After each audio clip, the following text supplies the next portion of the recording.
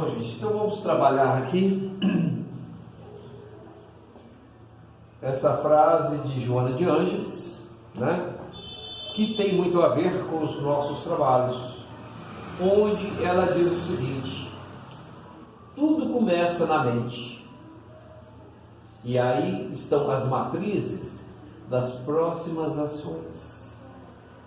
O exercício do bem pensar, eliminando as ideias perniciosas a que se está viciado, constitui passo decisivo para o autodescobrimento. Joana de Ângeles, Divaldo Franco. E aqui nós temos Raul Teixeira, que é também um grande médium, um grande escritor com várias obras, né? Muito bem. No último slide da semana passada, o que nós trabalhamos em relação à mente é exatamente isso aqui.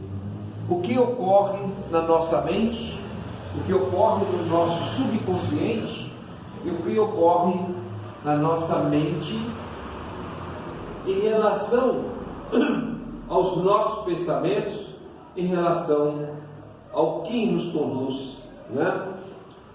Ocorre que a mente subconsciente está trabalhando 95% do dia. Então nós temos uma vida onde 5% do tempo nós temos pensamentos positivos, e se temos o subconsciente programado com as ideias contrárias ao que queremos, manifestar conscientemente o desequilíbrio entre o que queremos e o que vemos, e gravamos no subconsciente é enorme. Isso, traduzindo, quer dizer o seguinte: nós, no nosso dia a dia, nós fixamos 5% somente do nosso pensamento naquilo que nos é dado conhecer, nos é dado vivenciar. 95% vai estar trabalhando no nosso subconsciente. Isso faz com que o nosso subconsciente seja um celeiro, seja na verdade uma mina, seja na verdade algo muito valioso do qual nós ainda não aprendemos a aproveitar. Nós não aprendemos a utilizar o nosso subconsciente como uma ferramenta de trabalho, uma ferramenta capaz de nos dar a condição necessária para evoluirmos, para crescermos. A hora, o momento em que nós descobrimos a força que nós temos no nosso subconsciente, com certeza a nossa quase totalidade das nossas preocupações, dos nossos medos, dos nossos receios, dos nossos desequilíbrios estarão em parte superados. Porque, como nós sabemos, é no subconsciente que nós armazenamos e guardamos todas essas questões, né? Não é no consciente. No consciente, apenas 5% nos relata, através de estudos, através de pesquisas desses cientistas que buscam constantemente aprimorar esses conhecimentos, a exemplo do que já nos disse lá Joana de Ângeles, quando ela nos reporta que na mente é que está todo o questionamento, todas as nossas possibilidades do nosso dia a dia. Avançando um pouco mais, nós temos isso. Para isso é preciso acrescentar que a mente consciente pode perceber 40 estímulos por segundo, enquanto a mente subconsciente percebe 40 milhões por segundo. Por isso, é 1 milhão de vezes mais potente, 95% do tempo possível. Olha que potencial que nós estamos desperdiçando por não sabermos utilizar ainda a força do nosso subconsciente. Nós apenas aproveitamos muito pouco do nosso subconsciente. A hora que nós aprendermos as técnicas, como trabalhar o nosso subconsciente em nosso benefício, muitos dos problemas, muitas das questões que hoje para nós é motivo de enfermidade, é motivos de tristeza, de angústia, de sofrimento, deixarão de ser. Porque nós vamos aprender como trabalhar isso tudo. E nós temos hoje ferramentas hábeis para nos proporcionar essas condições. É lógico que ainda estamos iniciando esse processo, ainda está muito empírico, mas mesmo dessa forma, ela nos dá um suporte ainda muito bom. Imagina, de repente, nós temos condições de ampliar esses 5% para 10%, 15%, 20%, coisa que a gente normalmente não faz.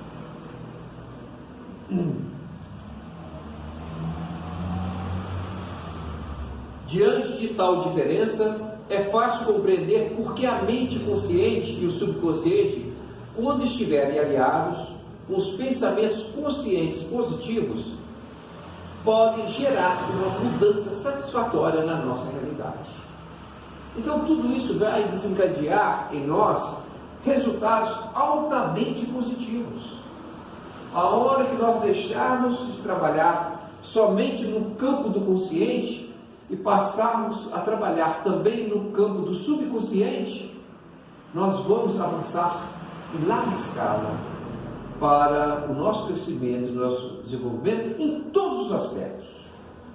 Em relação a situações principalmente de ordem psíquica, os medos, as angústias, as ansiedades, os estresses, as questões mediúnicas, as questões da sensibilidade, mesmo porque é no subconsciente que todas essas coisas acontecem. É lá no subconsciente.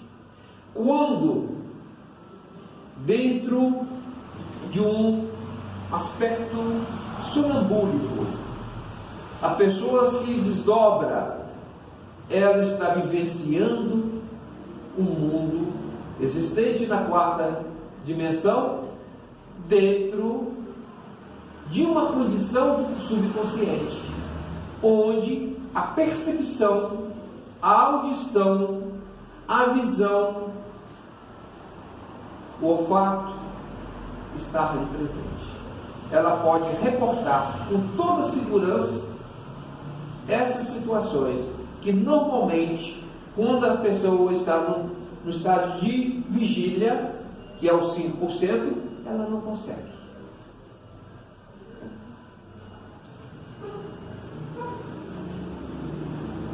Nesse quadro, como o efeito nocebo reage diante das doenças? Nocebo é um linguajar, é uma palavra que é utilizado dentro da área da saúde, onde as pessoas, através da emoção, ela assimila para si uma verdade nociva, onde ela passa a trabalhar de forma negativa e proporciona a ela todos os efeitos dessa negatividade. E aí a pergunta é, nesse quadro, como o efeito nocebo reage diante das doenças? Porque isso aqui está no subconsciente, né? Alguns médicos avaliam uma data de vida para o seu paciente, dando-lhe a notícia. A resposta tem como base o seu diagnóstico, considerando a maneira como ele tratou a doença e os resultados negativos obtidos até aquela data. Como será a reação do subconsciente nessa afirmação? Quantas vezes nós vamos aos médicos e às vezes a pessoa já num estado mais avançado de algumas doenças, E o médico fala, fulano de tal tem 6 meses de vida, fulano de tal tem 1 ano, tem 4 anos. Como que ele se baseia nisso? Pela forma como ele trata, né? E pela forma como a pessoa recebe essa notícia.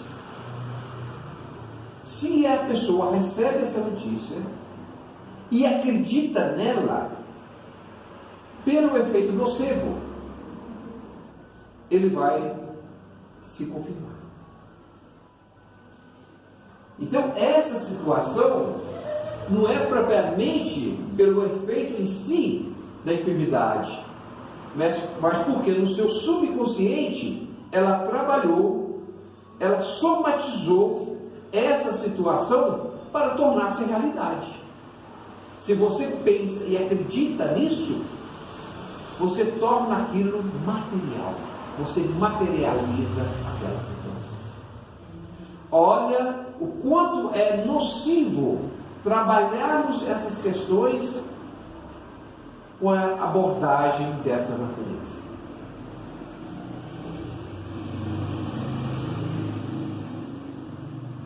O paciente passa a gerar uma crença em seu subconsciente e por essa crença acaba morrendo. Ele acredita que vai e acaba acontecendo. A menos que ele venha ter uma oportunidade para mudar seu pensamento. Às vezes, até o tratamento, a morte será inevitável e sem chance de se curar. Veja o quanto que é importante nós termos conhecimento desses efeitos em relação a nós. E isso é fatos reais, fatos comprovados.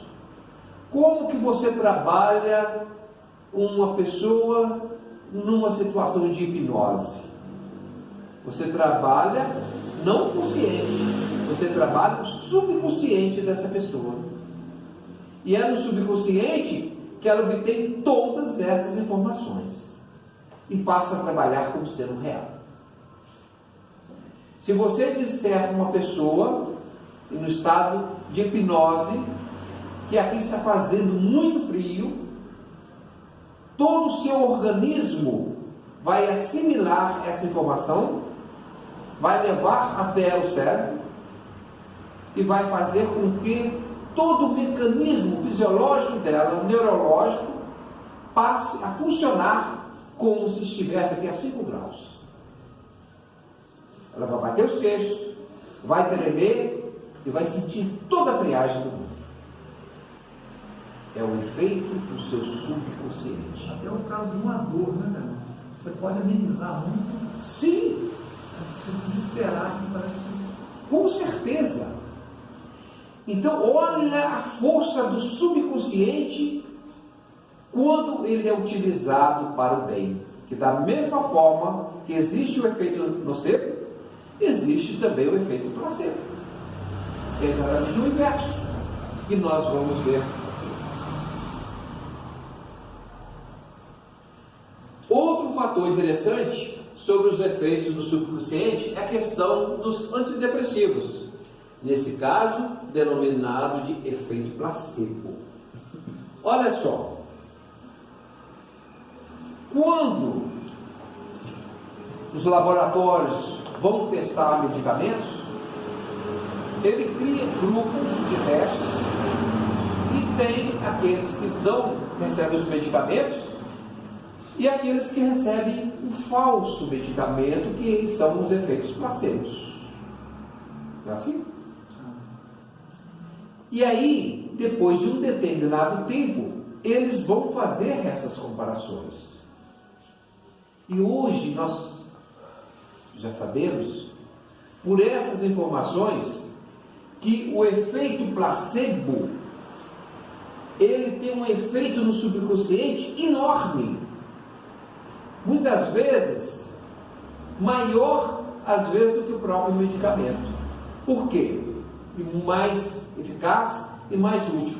Porque normalmente os medicamentos trazem efeitos colaterais. E quando você toma um medicamento placebo, não tem efeitos colaterais. Então hoje já se questiona o porquê os efeitos placebos têm essa reação no nosso subconsciente. Tá? E aí nós vamos vendo que cada vez mais a ciência tem procurado trabalhar isso. É o que a Joana de Ângeles traz para nós lá, quando ela refere o trabalho na mente. Tudo inicia na mente. Então, na mente é que comanda a nossa condição, né, de estarmos bem ou não. Quando os espíritos de verdade nos aconselhou, nos orientou sobre aquela questão, amai-vos e instruí-vos, para que através da instrução pudéssemos assimilar hoje todos esses conhecimentos em nosso benefício, para que pudéssemos ter a capacidade de evoluirmos cada vez mais e ficarmos menos dependentes dos outros e menos dependente das coisas que nos acontecem no nosso dia a dia, que nos enfraquecem, que nos entristecem, que nos derrubam.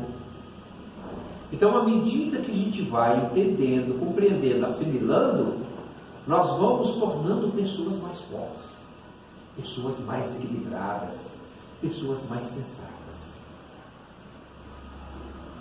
E tem que ser assim. Deus nos fez dessa forma. Não existe outro ser igual a cada um de nós. Não existe réplica. Nós somos o que somos porque Deus nos quis que fôssemos assim. E é esse potencial que existe em nós que nós temos que trabalhar para que a gente possa continuar evoluindo, continuar crescendo. E aí, mais uma vez, né, está na mente. Então, quando se falava, há alguns anos atrás, do valor do pensamento positivo, não havia uma explicação muito lógica para aquilo, mas sabia que acontecia. Mas ainda assim, quantas obras foram vendidas durante décadas aí, e hoje nós já sabemos o porquê disso. Quais são os efeitos? Como que nós assimilamos? Como que a reação do nosso organismo? Como que a nossa mente subconsciente trabalha isso? Através de desempenho cada vez melhor em testes clínicos, nos últimos anos, sugere que seus efeitos placebos se devem, em grande parte, à estratégia de marketing. Ou seja, hoje, muitos estudos têm levado a desconfiar de que a maior parte de alguns medicamentos antidepressivos são vendidos não pelo seu conteúdo, não por sua fórmula mágica, mas pelo marketing que é feito dele, pela propaganda que é feito dele. Nossa, você toma esse remedinho aqui, que é bater e valer. O efeito dele é fenomenal. 50% do indivíduo já tomou remédio ali, o efeito dele já fez, em 50%. O restante é do próprio medicamento. Quanto mais os efeitos milagrosos dos antidepressivos são divulgados pela mídia e pela propaganda, mais eficazes eles se tornam. As crenças são contagiosas. Vivemos hoje em uma cultura em que as pessoas acreditam que os antidepressivos funcionam, curam, apenas por um tempo. Então, o que nós temos que fazer é que muitas vezes o organismo realmente está com um desgaste tão grande que ele já não consegue mais trabalhar, permitindo aos neurônios que fabriquem, né, todas as substâncias necessárias, os hormônios necessários para vitalizar o corpo, aí sim precisamos receber isso de fora, mas por um tempo, apenas o tempo necessário para que haja uma conscientização e o nosso organismo começar a trabalhar. Porque o que acontece? Vai chegar um ponto que, se nós continuarmos eternamente nos medicamentos, o nosso organismo vai falar assim, porque o nosso organismo é muito inteligente, e vai falar o seguinte: eu não preciso trabalhar, eu não preciso produzir, porque eu estou recebendo esse medicamento de fora. Então para que eu vou produzir? Para que eu vou produzir serotonina, dopamina, se eu estou recebendo tudo isso de graça, sem nenhum trabalho, através dos medicamentos? E vai se acomodar. Nós sabemos que isso acontece, e existem várias experiências nesse sentido. Então o que temos que fazer é dosar, de forma que apenas por algum tempo esses medicamentos são necessários ao nosso organismo, até que possamos permitir novamente o nosso organismo começar a trabalhar. Mas para isso é preciso de esforço. É preciso que a gente conscientize da nossa alimentação equilibrada, atividade física e o sono reparador. Por que nós insistimos nisso? Alimentação equilibrada. Qual é a nossa alimentação equilibrada? Veja só, vamos tomar um exemplo. Há 200 anos atrás, o nosso corpo, o organismo nosso, humano, era muito diferente do que é hoje, há 200 anos atrás? Não era. Porque as modificações se fazem em milhares e milhões de anos. Nossos genes se modificam, DNA e tudo mais, leva milhares de anos. Então, há 200 anos atrás, é exatamente isso que nós temos hoje. Agora pergunto, como que era 200 anos atrás a nossa alimentação? Qual era a nossa atividade física há 200 anos atrás? Com o mesmo corpo, com as mesmas necessidades. E como era o nosso sono reparador há 200, 300 anos atrás? Então, hoje, nós estamos condicionando o nosso corpo físico a uma maratona totalmente perversa, totalmente desequilibrada. Então, por isso, nós temos que repensar da nossa alimentação. Será o que estamos alimentando é o alimento adequado? Será que estamos fazendo a atividade física necessária para eliminar todas essas gordurinhas que eu tenho aqui? Ou será que eu estou acumulando pela minha preguiça, pela minha ociosidade? Como está o meu sono reparador? Será que eu estou proporcionando que a minha pineal trabalhe direitinho para a produção da melatonina necessária ao meu organismo durante o meu repouso noturno? Então são questões que nós não fazemos e vai nos levar à enfermidade. Então, quando a gente fala numa proposta de reforma íntima, quando se fala numa casa espírita, ela é abrangente, ela deve compor todos esses campos. Não é só das nossas ações, não. É das nossas atitudes também. É do nosso modelo de vida. Somos levados a acreditar que o pensamento é o ponto central, envolvido por uma energia de fluidos vitais subatômica que conduz à nossa existência. Isso aqui, já vem sendo trabalhado há muito tempo. Os fluidos vitais, todos os nossos órgãos dependem desses fluidos vitais, que são fluidos etéreos. Isso, qualquer livro científico na seara espírita, quer seja de André Luiz, quer seja de Joana de Ângeles, quer seja de Manuel e tantos outros, né, vão nos dizer exatamente desses fluidos vitais e como que eles são importantes para nós, né?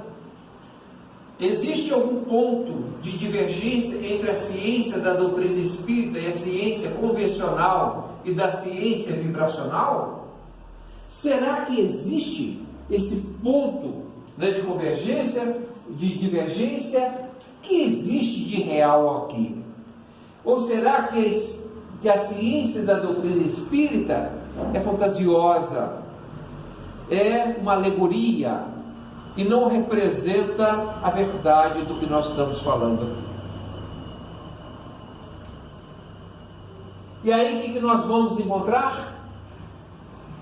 Um ser holístico, o ser completo.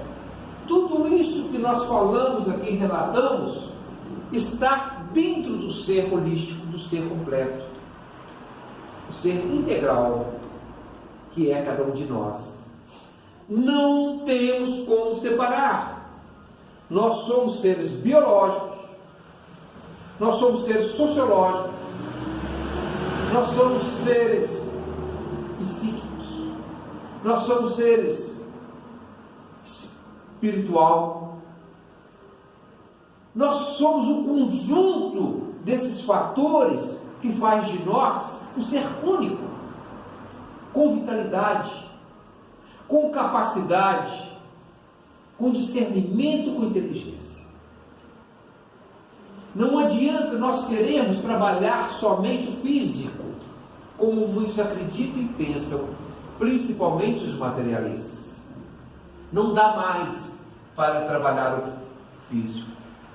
Allan Kardec, dentro do seu trabalho da codificação, no Livro dos Espíritos, que foi o primeiro livro editado por Allan Kardec, lá, consumindo uma grande parte das suas perguntas, ele vem trabalhar a questão do perispírito.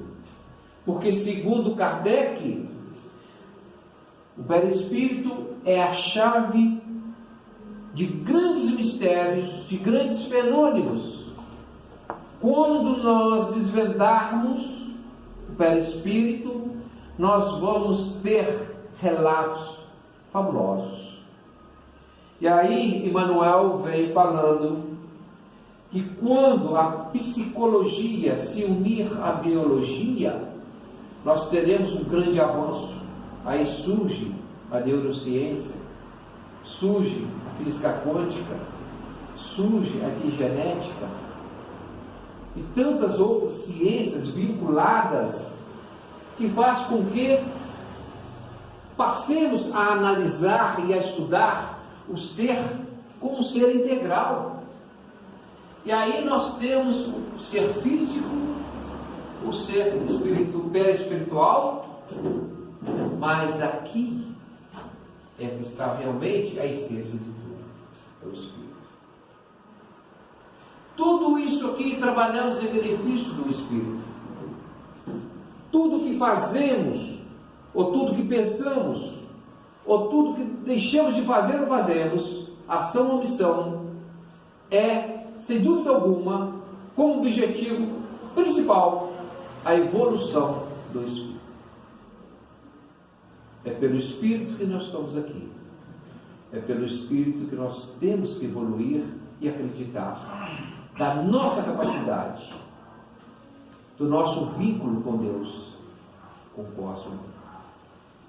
É esse acreditar que nos vai dar a sustentação da fé, para que a gente possa atravessar e vencer as nossas dificuldades.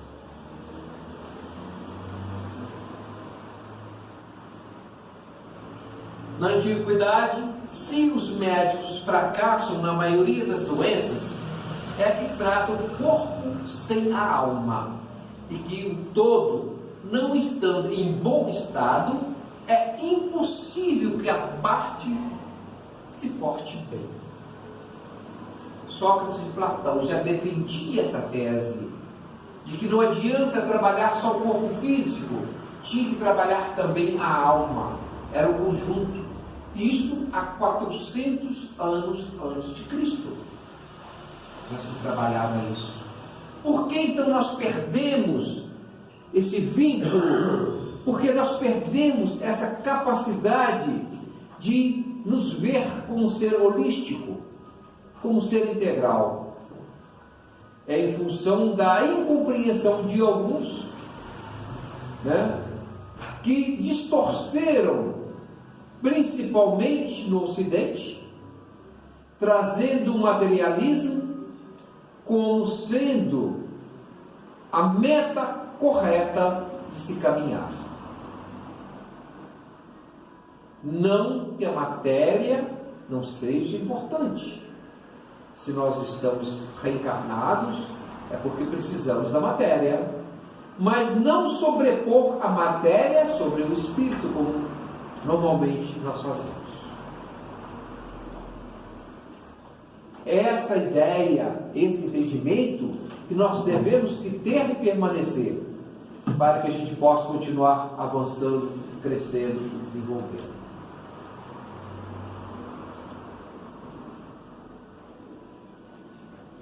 Kardec já dizia: o espírita deve ser um idealista, crítico, corajoso na busca da verdade, sonhe no futuro, uma visão renovadora, mente iluminada no encontro com Deus no plano cósmico. Olha que frase interessante, que traz uma realidade do qual nós não estamos vivenciando.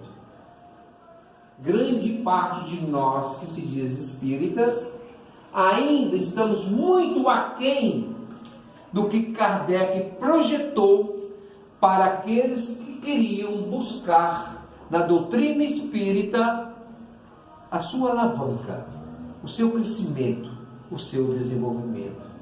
Porque Kardec diz: o idealista, aquele que tem um ideal, aquele que sabe aonde se direcionar, ele sabe aonde que está por vir, né? Crítico, aquele indivíduo que não aceita por aceitar, aquele que é capaz de criticar sem julgar, aquele que é capaz de analisar, pesquisar, para encontrar o quê? Encontrar a verdade. Não importa onde a verdade esteja, a verdade é uma só. Tanto faz aqui, em qualquer outro lugar. A verdade será sempre a verdade.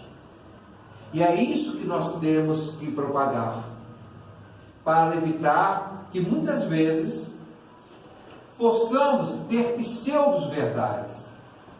Verdades que não são verdades, apenas se caracterizam de verdades. E nós não podemos mais aceitar esse tipo de verdades, né? Sonhe no futuro. Nós temos que projetar para o futuro. Se nós somos espíritos reencarnantes e buscamos o nosso crescimento, o nosso desenvolvimento, é porque nós pensamos no futuro promissor, um futuro onde vai nos dar respaldo para o crescimento do nosso desenvolvimento, um futuro onde nós vamos encontrar em nós a moradia certa do espírito dentro desse corpo perecível, mas que pode ser um corpo saudável e que deve ser sempre um corpo saudável. Quando nós buscamos pelo equilíbrio, trabalhar a alimentação, trabalhar o repouso, trabalhar todas essas questões que nós já enumeramos aqui, é porque nós temos que ter responsabilidade com o nosso corpo, né? Uma visão renovadora. A doutrina espírita, ela não é estática, ela não é algo engessada, muito pelo contrário, ela busca o seu crescimento, o seu desenvolvimento, ela tem todo um dinamismo através da sua ciência. Se assim não fosse, Kardec, através da espiritualidade maior, não a teria classificado como ciência, filosofia e religião. Como tantas outras até então, poderia ter sido apenas uma filosofia, poderia ser apenas uma religião. Mas por que ele insistiu e trouxe no seu bojo esses 3 pilares? Ciência, filosofia e religião. Porque ele sabia da necessidade de se renovar-se, de se reinventar, desse dinamismo necessário que todos nós espíritas devemos ter, para poder nos proporcionar esse crescimento, esse desenvolvimento. Mente iluminada. Como que nós vamos ter a nossa mente iluminada? Somente havendo um propósito sério e maior para o nosso crescimento e o nosso desenvolvimento. Amai-vos e instruí-vos. Através do amor nós vamos propagar bem, nós vamos trabalhar a caridade, nós vamos trabalhar solidariedade, vamos trabalhar todos esses elementos que Jesus nos ensinou e colocou à nossa disposição para o nosso crescimento, nosso desenvolvimento. Mas, por outro lado, nos deu também a responsabilidade do intelecto, nos deu a possibilidade do desenvolvimento intelectual através da instrução. Instruções em todos os níveis, em todos os patamares, em todos os lugares. Devemos aprender todos os dias com todas as pessoas que estão à nossa volta, com as crianças, com os jovens, com os adultos, com os idosos. Aprendemos com todos, aprendemos com a natureza, aprendemos conosco mesmo. Então são esses compromissos que a Kardec já se firmou quando ele fez essa proposta para o homem novo, para a boa nova que se apresentou como consolador, no encontro com Deus no plano cósmico. Tudo isso para que nós pudéssemos atingir o nosso crescimento, o nosso desenvolvimento no plano cósmico.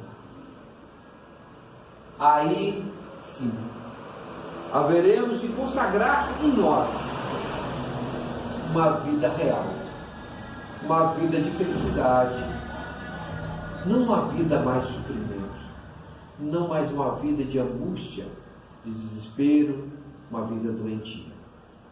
Todos nós podemos e devemos ser felizes. Todos nós podemos encontrar o nosso caminho, a nossa felicidade. Isso não quer dizer que nós não vamos encontrar dificuldades. Vamos sim. A vida é feita de dificuldades, de tropeços.